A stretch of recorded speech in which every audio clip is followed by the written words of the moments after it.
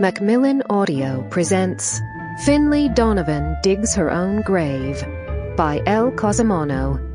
Read for you by Angela Dawe.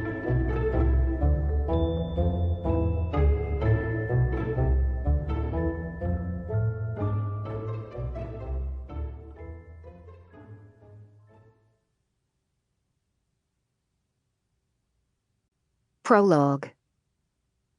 The stern-faced woman stared down her nose at me, her solid black smock dress and crisp white collar framed by the regal arms of her leather chair. The fingers of her left hand closed around a fancy Mont Blanc pen.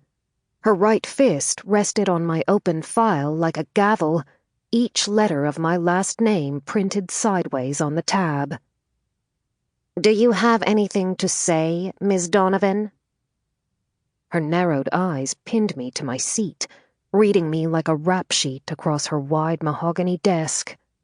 He had it coming was probably not the answer she was looking for. "This entire situation has been blown out of proportion," I said, as she took notes with harsh strokes of her pen. It was impossible to come off like a badass while I was down here and she was up there. "The evidence speaks for itself." "What evidence?" I inched higher in my chair, trying to read her terse scribbles from my disadvantaged position. "We have 2 witnesses to the assault." "Assault?" I held up a finger, not the one I wanted to raise, cutting her off. If she was going to conduct a trial and lay down a sentence, I'd be damned if I'd let her do it without putting on a defense. "That's a very serious accusation to level at a person." "The victim suffered injuries that required treatment by a physician." "It was only a few stitches." "And 2 bruised ribs," she added without looking up. "I already said I'd be willing to cover his medical costs." "You can't just buy your way out of this, Miss Donovan. You said it yourself. Assault is a serious accusation.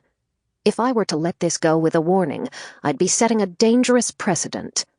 "But this wasn't an assault. It was self-defense," I insisted, fighting the urge to demonstrate the difference. "Whatever the outcome, Cooper provoked it. The situation clearly called for a response, and he got one. Unwanted touching is also an assault," I pointed out. Her eyes lifted from the file, meeting mine over the rims of her glasses. "That would be blowing the situation out of proportion." I put my hands on my hips. Or rather, I would have, if the arms of my chair had allowed me to. "If you were in the same shoes, what would you have done?" "I would have reported it to someone with the authority to handle the situation." "Handle it how? With another slap on the wrist? He's a repeat offender." "Violence is never the answer, Miss Donovan. Please sit down." She pointed a sharp finger at the small wooden chair I'd been relegated to. I glanced down at myself, surprised to find I was indeed standing up. I folded myself back into my seat.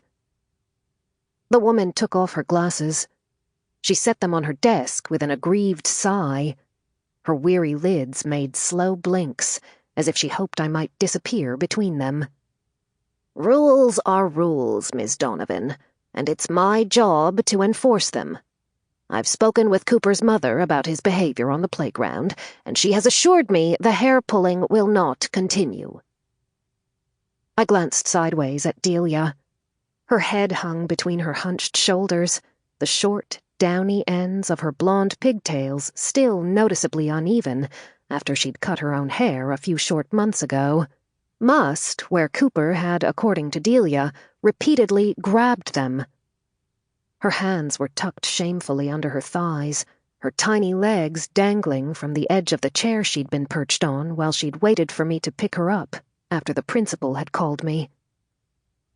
"Fine," I said, ready to put the entire ordeal behind us. "I'll have a similar talk with Delia about—" Sample complete. Ready to continue?